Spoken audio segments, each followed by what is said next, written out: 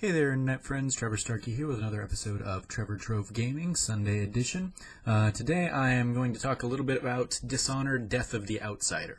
Now this was basically the follow-up budget title, kind of not full-fledged game, not full-fledged Dishonored 3, but basically the equivalent of like the Knife of Dunwall and Brigmore Witches that Dishonored 1 got, kind of self-contained, story-centric DLC with new missions and kind of following some new characters. And so in Dishonored 1, that content, you kind of followed Dowd, the assassin, who was your rival for a lot of Dishonored 1.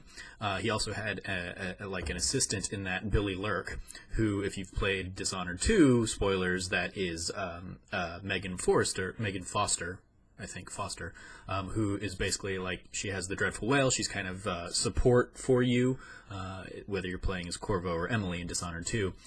In Death of the Outsider, you were playing as her. She's basically like returned to her Billy Lurk identity, and she has been tasked. She's tracked down Dowd, and she's basically, he invites her onto one last mission to kill the Outsider, to bring an end to the Outsider, who's given everybody the kind of the dark powers of the Void in this series. So it's an interesting little kind of follow-up to that first game's DLC, in that you're not playing as Emily and Corvo, kind of the central characters, but you are kind of probably more or less finishing the story, because it's probably not all that likely that we'll get to Dishonored 3. I would love to, but this will probably be the end of it for a while. And so in this, it's very much Dishonored gameplay. It is more like akin to the DLC in that you don't have like a full suite of powers and stuff. So Billy does get a few powers in the game, including a couple like somewhat interesting, like she can basically pretend to be somebody else, which you've been able to possess other characters in previous games. In this one, you basically take on their face and leave them wherever they are, and then you kind of walk around and pretend to be them, which might get you into places, or it might be able to let you sneak by guards or stuff like that. But you don't level up any of those powers or anything like you can in the previous games.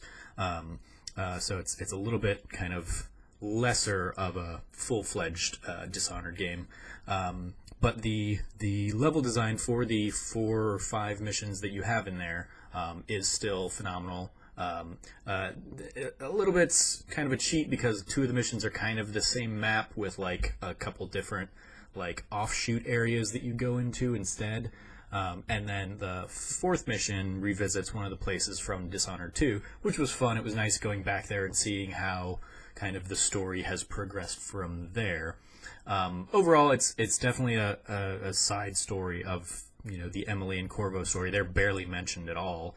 And part of that's probably because, depending on how you played Dishonored 2, they might have wildly different endings or something. So you don't really get to see too much of their story at all, outside of like a couple news clippings here and there. This is very much Billy's story as she, goes on a quest to defeat the Outsider.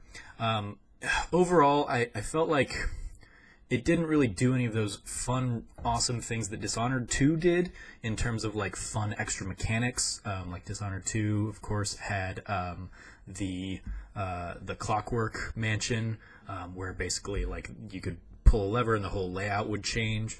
There's nothing really like that, nor is there anything like the time swapping mechanic that you had in one of the other manor levels in Dishonored 2. This is very much just kind of straightforward. There's still a lot of different ways you can go, but there's not really any like standout mechanic that kind of gets introduced in any of these levels. So that was a little bit of a letdown. It probably falls in between Dishonored 1 and Dishonored 2 for me in terms of like rankings of these games, but it's still good, it's still a fun story, it's still great gameplay. I'm playing through a second time right now. I played through my first run and basically started out doing what I always do of like, I'm going to be stealthy this time, and I was like, nope, I'm going to get caught, and so I'm just going to murder everybody. and I play that way first usually because it gives me a sense of where the guards are, so that when I do want to go and do a stealth run, I've already got some of that kind of background information sitting there, and I don't have to like quick load and quick save as much. I'm still having to do a crap ton of that. I'm only like on the third mission now, and I spent like almost 3 hours on the second mission just trying to get everything stealth wise, but it's a ton of fun. I love they've added a couple more stealth items in this one. There's now a hook mine, which basically is kind of the equivalent in the last game you had the stun mine. The hook mine here is you can throw it like you can attach it to a wall and it will like suck the enemy to the wall.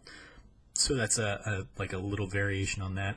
And there's also I don't think we had the electric bolt in the last game, but we might have. I don't recall. But there's an electric bolt now that can. In the last game it was the sleep dart. This one it's an electric dart. So there's a nice balance between. And there's also a stun grenade this time around. So there's pretty much for every lethal weapon, there's a non-lethal option this time around. So I think they did a really good job finding balance in this one.